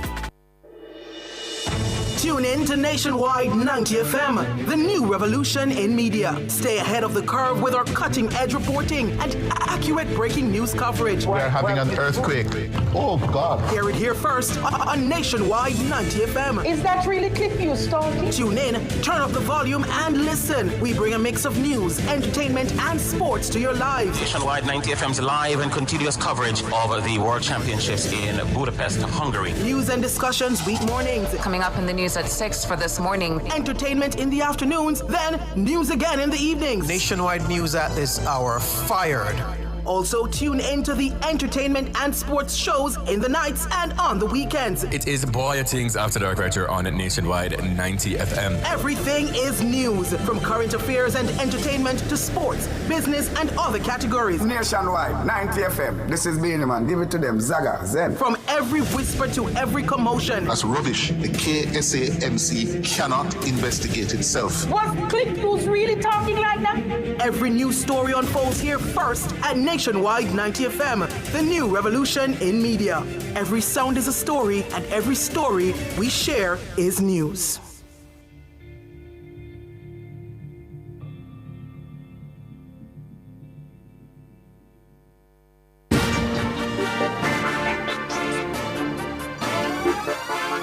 Okay, good evening. Welcome back to Sports Nation Live. I'm Alex Raby, working with Kevin Williams on the other side of the glass. We'll be talking some netball now, as Netball Jamaica will host Trinidad and Tobago for a summer invitational at the Stadium Coach from August 24 to 29. The national under-16 team will take on their Trinidad and Tobago counterparts in a best-of-3 series. Now we're joined online by Vice President of Netball Jamaica, Simone Forbes. Simone, good evening and welcome. Good evening. Thanks for having me. It's my pleasure. Let's jump right into it, Simone. In this best of three series, Jamaica against Trinidad and Tobago. I mean, in everything, there's a rivalry between Trinidad and Tobago. Was that part of the reason in organizing this youth invitational? Actually, no, it wasn't the rivalry, but more development, and just netball development, not just in Jamaica, but in the region. So we believe that, so our youngsters, we want to provide opportunities for them to get match practices and play against teams that are from the region and the world possibly. And so we felt at Netball Jamaica that we needed to have a youth event every year. And so we started this year with what we call Netball Jamaica Youth Summer Invitational. And the idea behind this is really for development purposes. And we believe as a country and the top country in the region, we have a responsibility to ourselves, but also to help to build and to improve netball across the region.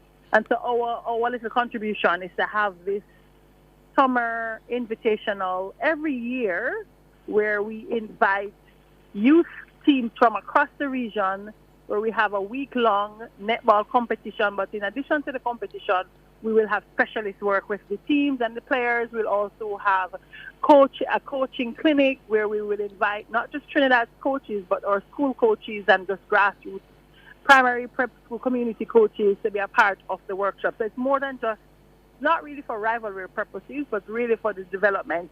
But in addition to Trinidad under 16, we're also going to have a Trinidad under 18 team that will be coming to Jamaica to play against two of our top high schools in Jamaica. So again, it's youth across the board. It's Jamaica's under 16, Trinidad under 16, Trinidad under 18, Gainstead High School, and Denby High School. So it's going to be a 5-team week-long netball. Under 16s will play under 16s, and Trinidad under 18 will play the two high schools. Right. And from what you said, it seems that each year you will invite a different team from the region to come down, or is that thing that you might travel? Well, we may travel sometimes, I'm sure, but it's not just, we're looking to have at least two other teams from across the region to come and join our youth teams to play in this week-long netball tournament. As I said, it's the Youth Summer Invitational, where we have it's not just about the game, playing, and rivalry.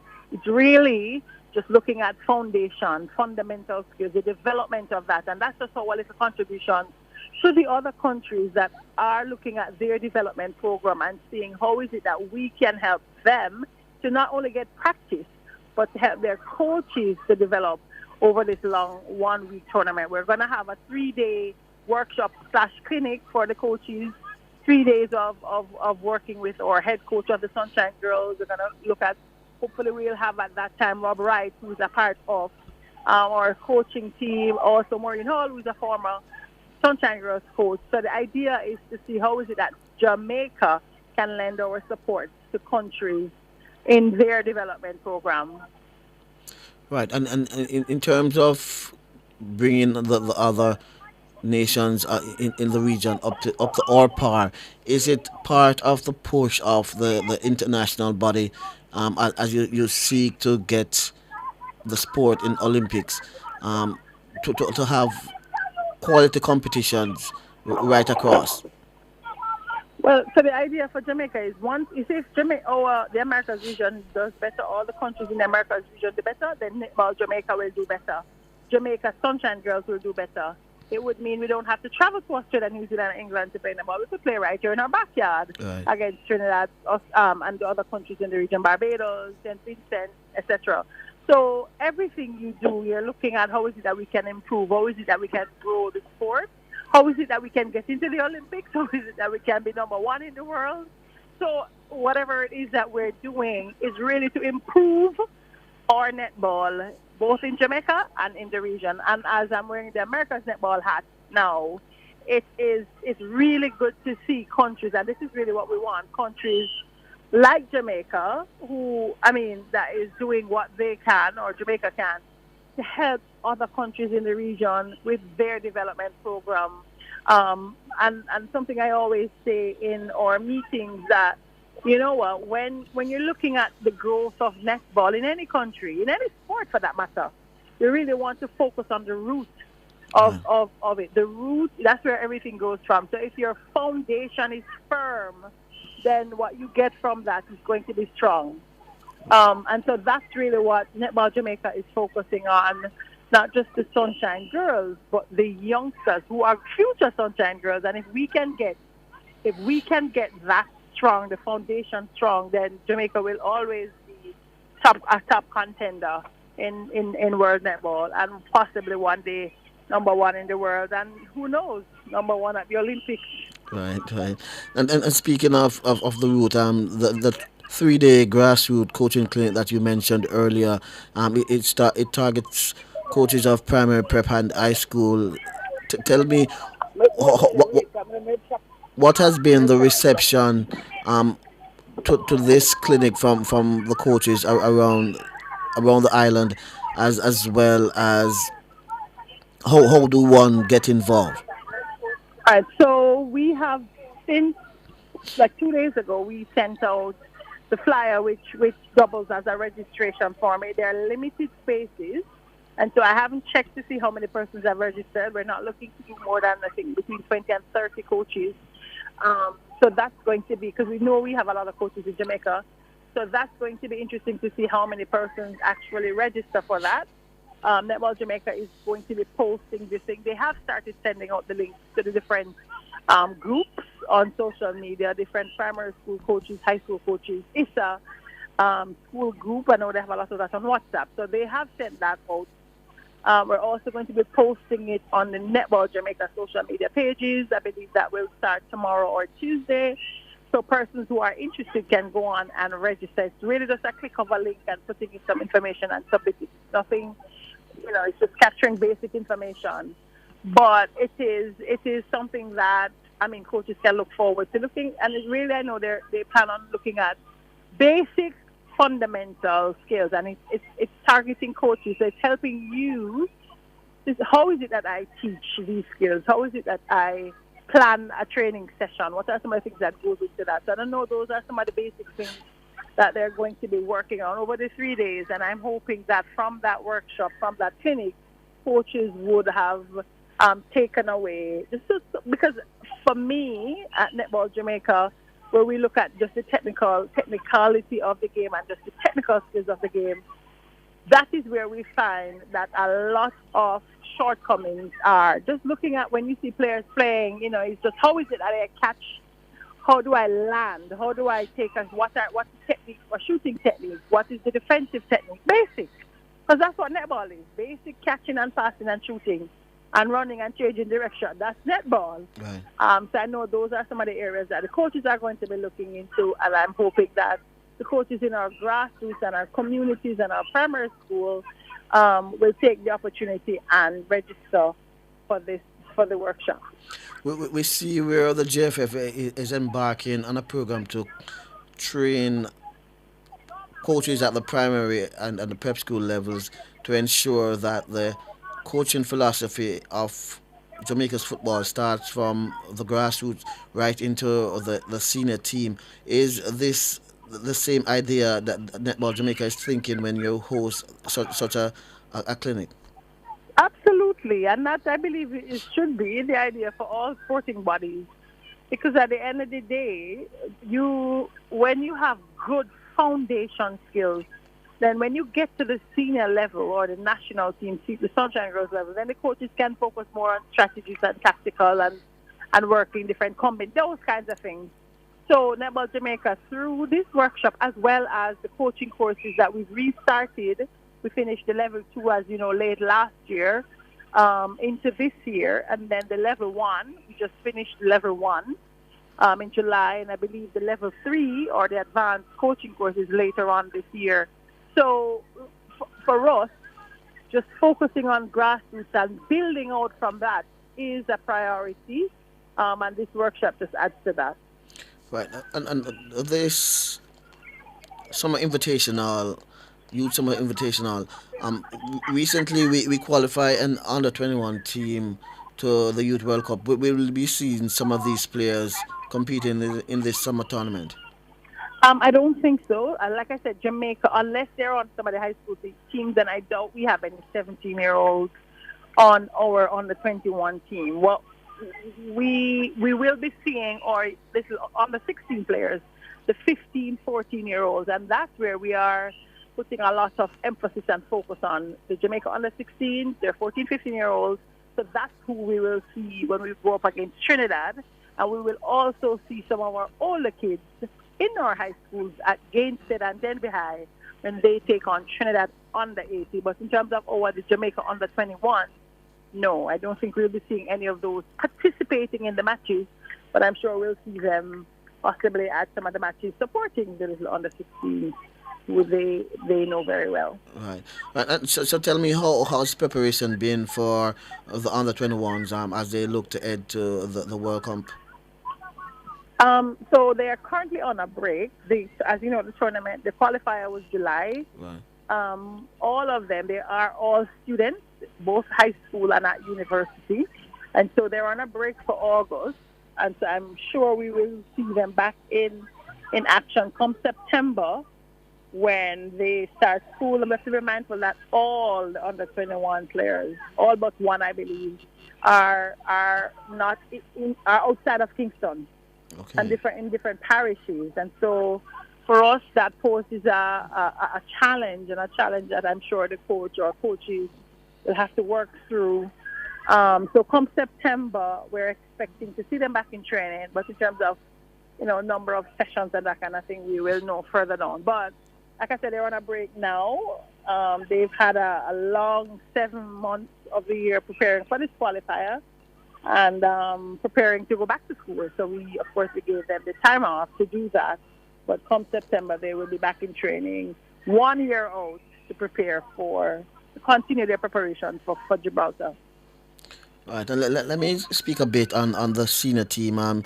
They'll be competing against England in a new 4-year home and away clash dubbed the Vitality Netball Horizon Series. Tell us, the ladies must be excited for this series. The first set of matches is later this year in November. They are. Yes, go ahead.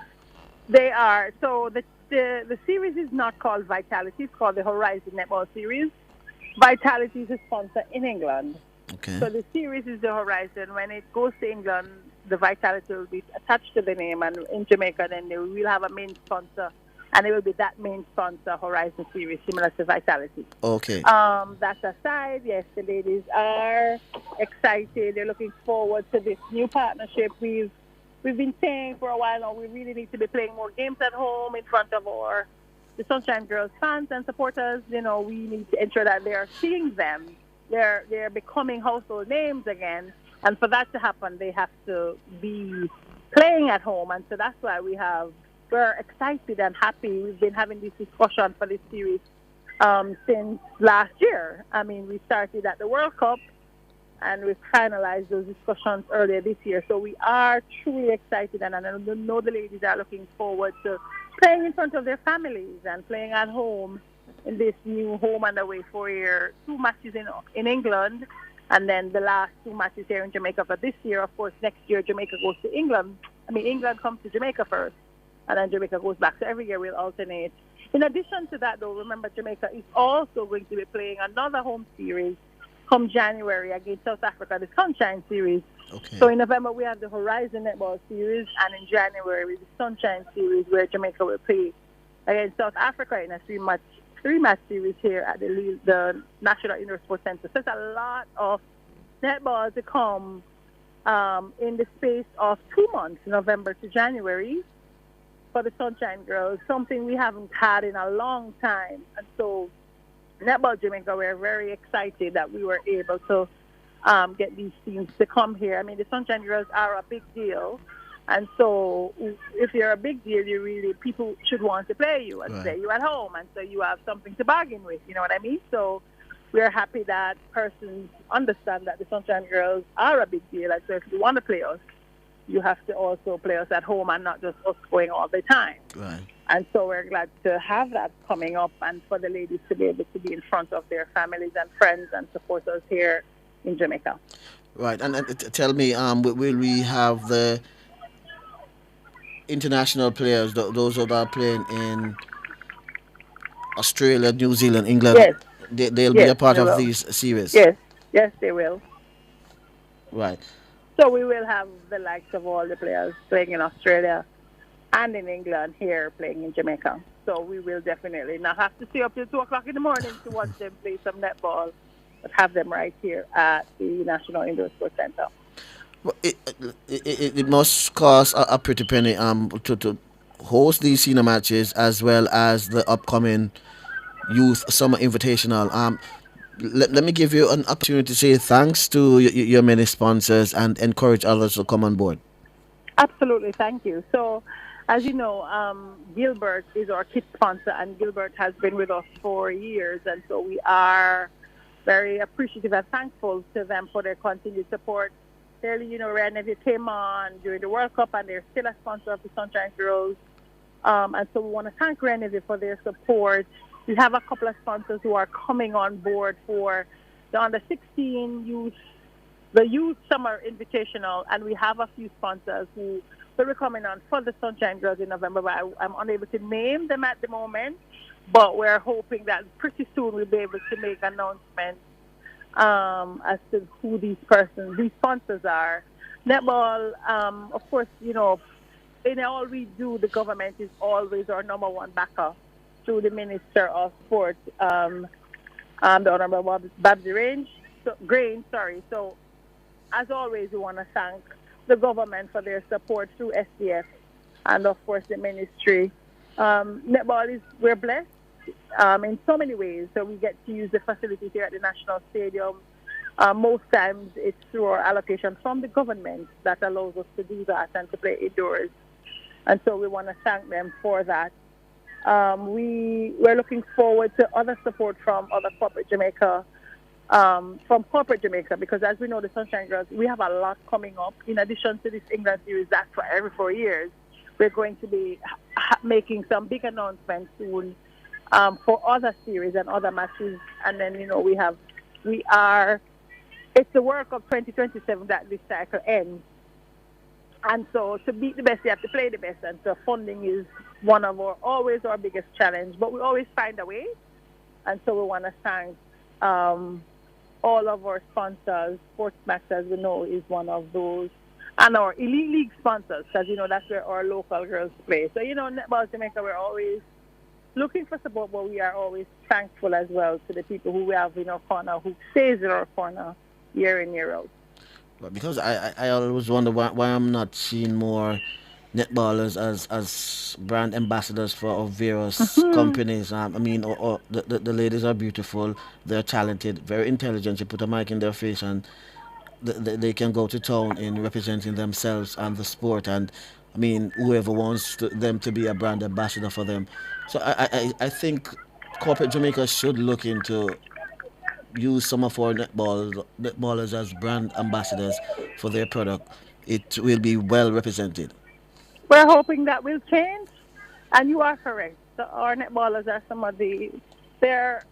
most of them, if not all, are university graduates, and they're very intelligent young ladies, and gorgeous, I might add. So, you know, we're hoping that will change pretty soon. We have a new partnership that's coming up as well with a company who's going to help us with our social media presence, and so I know that plays a big part in corporate or companies looking for ambassadors, and so that hopefully that will help us to garner additional support where that is concerned and support for the girls. One of the biggest things we find, our girls, as we know, don't get paid to play for Jamaica. Right. They get what we call a stipend. We're unable to pay that stipend now because we don't have the funding to do that. So that's also one of the things that we're looking into. How is it that we can garner funding so that we are able to pay consistently stipend to our Sunshine Girls, under 21s, all the players, but starting with the Sunshine Girls. So, you know, it's tough. We're doing other things, of course, to raise funds for ourselves, but clearly it's not enough. And so we are always looking to see how is it that we can establish partnerships where, as you know, it's at the end of the day, it's the bottom line for everybody. And we are a good bet, in terms of our sponsors. And so we're hoping that with some of these new partnerships that we're forming or forging, we will come out with more corporate support, because definitely we need that in order to do some of the things that we want to do, with the main one being paying our players to play for their country, which all the top countries do except us. Right. And I'm assuming that Netball Jamaica is looking to get netball in the communities again. I remember growing up, I mean, that was way in the 80s. You would have community netball almost every week. All the schools, all the community centers had a netball court, and I'm assuming still do. But I'm not seeing a lot of community netball. Most of the netball is centered at the National Stadium courts. Is that something Netball Jamaica is looking to return to the sporting landscape, more community netball? So that is something we have on the table, not just community, but parish-wide and drilling down into community-wide. As you know, we're looking to, how is it that we can get the parish association starting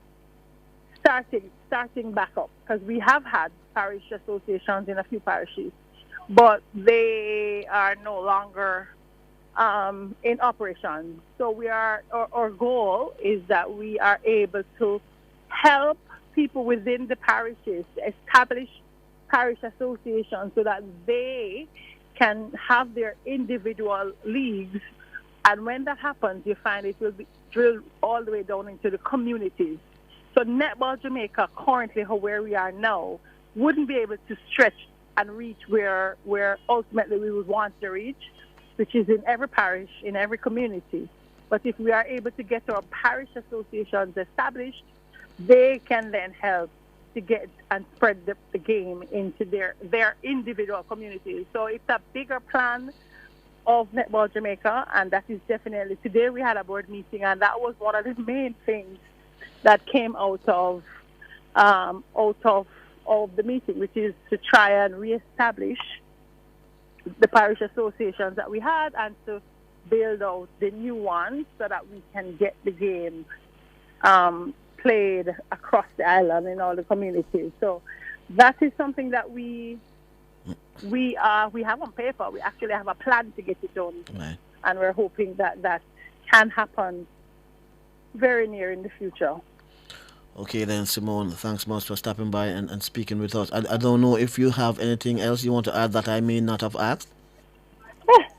No, I think that's it. I mean, I'm especially looking forward to watching some netball at home for a change. So I am anxious. So you think I'm still a player. To see Jamaica go up against England in November, and then South Africa.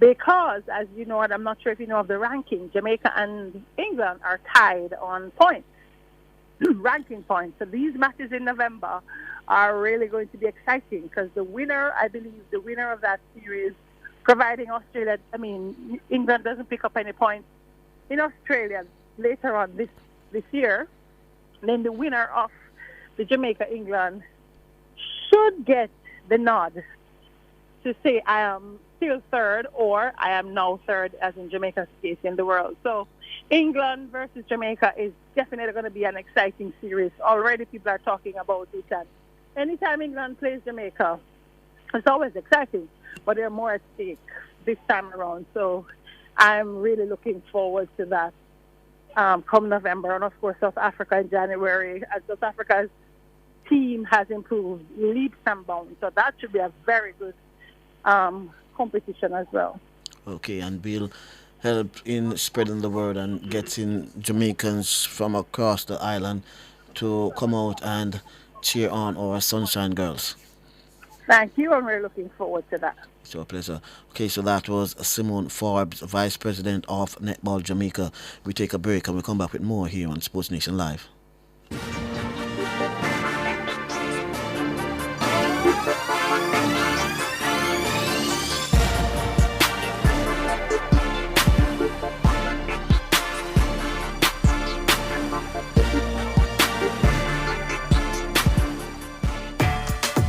Together we're our people standing strong. 3 million Jamaicans, let's work as one. Such a course and work with a plan. Proud and tall, let's make the whole world understand. Every Jamaican have the heart of a champion. Such a core, big up with champions. Watch my style, watch my skill, watch my flow. Standing out anywhere where we go. Many goals, many dreams, many strides. All the black, green and gold, now we pride. Proud and tall, let's make the whole world understand. We are strong when we are one, Sagicor, celebrating Jamaican success. KFC this summer, we a bucket together. Well, I vibe with your crew, yeah, we a stay true, the taste is so good. KFC, bucket on the ends with the real ones. My island, we a world champion with my KFC, I'm gonna be me, Jam Rock, celebrate with we. KFC, we a bucket together. When we bucket together, we are as we really are. Enjoy a family 12, party 15 or party 21 bucket. KFC, proud sponsor of Jamaica 60. Focused on you. Hey, family, friends, passion, joy. We're focused on you. Focus on life, focus on love, focus on health, and all the above. Imperial Optical is focused on you. So focused. Hey, Imperial Optical Jamaica, focused on you. From Taurus Riley. KFC this summer, we a bucket together. Well, I vibe with your crew, yeah, we a stay true, the taste is so good. KFC, bucket on the ends with the real ones. My island, we a world champion with my KFC, I'm gonna be me, Jam Rock, celebrate with we. KFC, we a bucket together. When we bucket together, we are as we really are. Enjoy a family 12, party 15 or party 21 bucket. KFC, proud sponsor of Jamaica 60. Looking for your dream property? Look no further than Century 21 Heath Ho Properties. Whether you're seeking a beachfront escape, a cozy family home, or a lucrative investment property, our expert agents are here to help you every step of the way. With Century 21, you get the experience and dedication of a global brand right here in the heart of paradise. Visit us at century21jm.com or call 876-969-2100 today. Century 21 Heath Ho Properties. Everything real estate.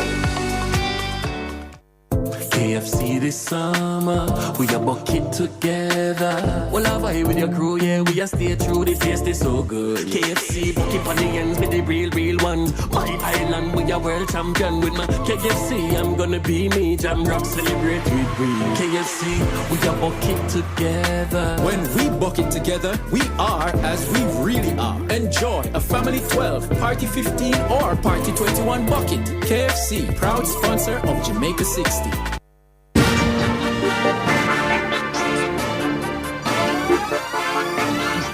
Okay, good evening. Welcome back to Sports Nation Live. I'm Alex Saber, working with Kevin Williams on the other side of the glass. We'll be talking some cricket now as South Africa, they reached 30 without loss against the West Indies as stumps on day 4 of the first test at the Queen's Park Oval in Trinidad and Tobago.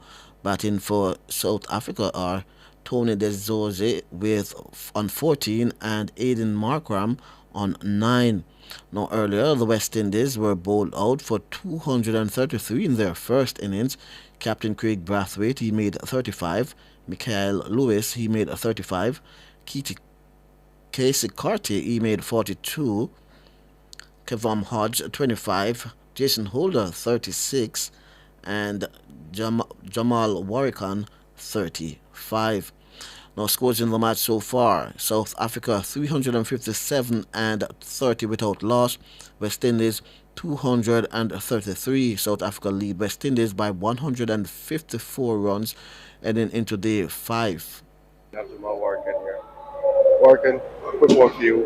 You had a start with the bat just now and you elected 4 in the first innings.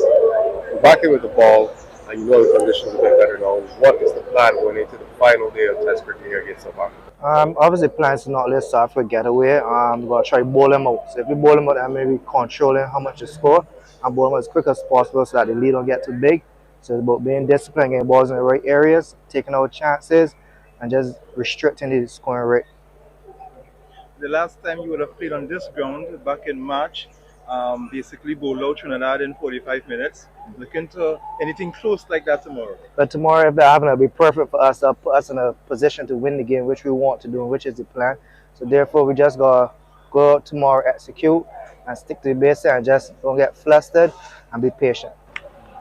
You and Keshav Maharaj have taken the majority of the wickets in this match. What's been the key to being effective with spin? Because it's not like it's an overall spin-friendly wicket. So what's been the key for you? I think basically attacking the stumps and being disciplined and bowling ball a lot slower. When you bowl the ball a lot slower, you can lay more purchase and also balls holding the wicket.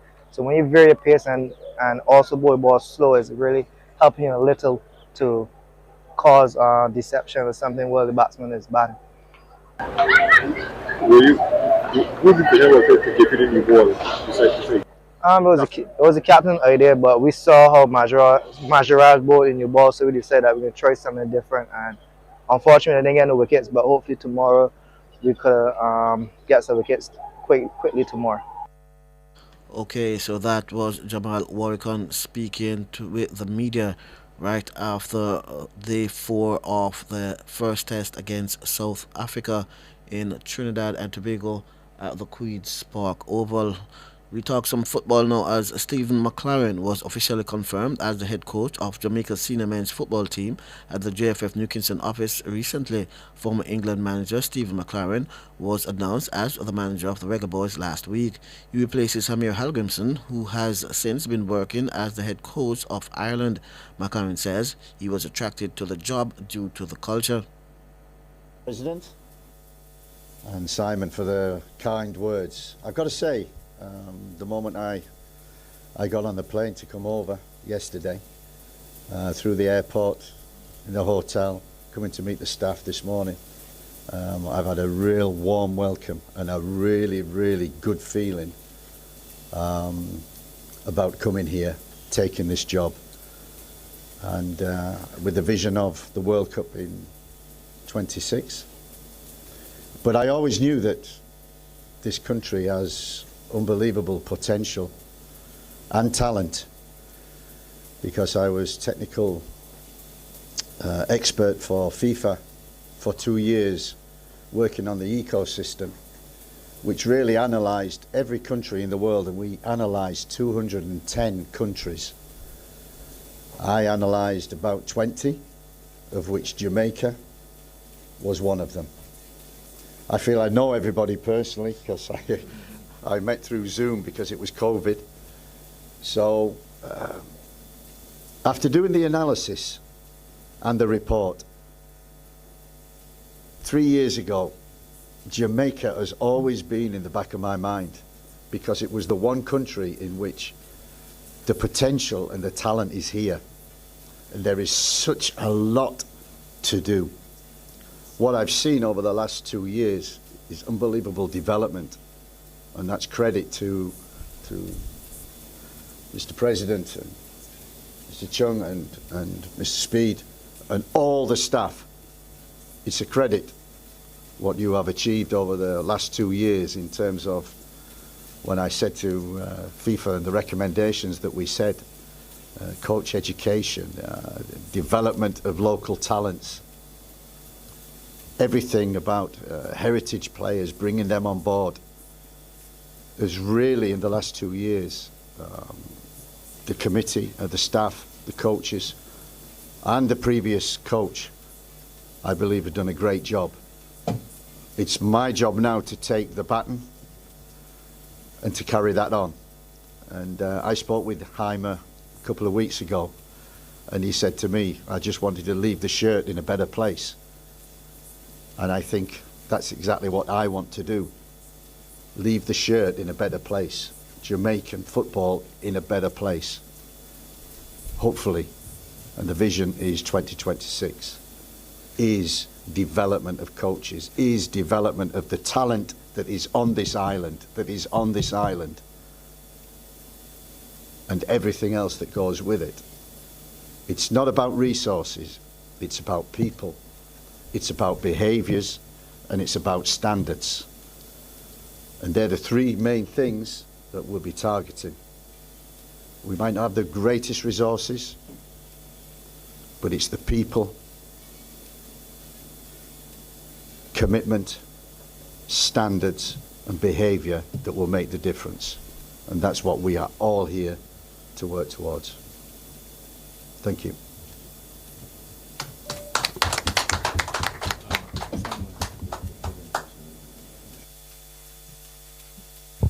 Thank you very much, Coach McLaren. Really appreciate that. Before we get into question and answer from the media, we're going to now have a presentation between the president of the Jamaica Football Federation, Mr. Michael Ricketts, and also Coach McLaren.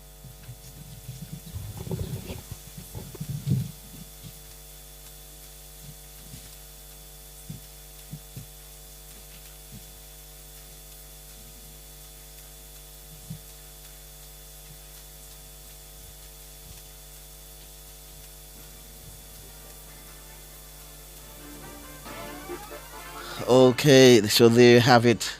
Former England manager Stephen McLaren being introduced as the new head coach of the Reggae Boys. Now we've come to the end of the show. That's all the time we have for you. Let me say a special thanks to everyone that made this show possible this evening. Say thanks to Wayne Walker, or Man in Paris, who have been doing a great job covering and getting all the scoops for nationwide at the Paris Olympics. Let me say a special thanks to Simone Forbes, Vice President of Netball Jamaica, and my technical operator / production assistant, Kevin Williams. On behalf of everyone that made the show possible, just want to say thanks, God bless, good night, and as usual, hope you'll be in church on Sunday. If you don't have a local church to worship, you can always worship with me at Tower Hill Missionary Church, 159 Olympic Way. God bless, good night.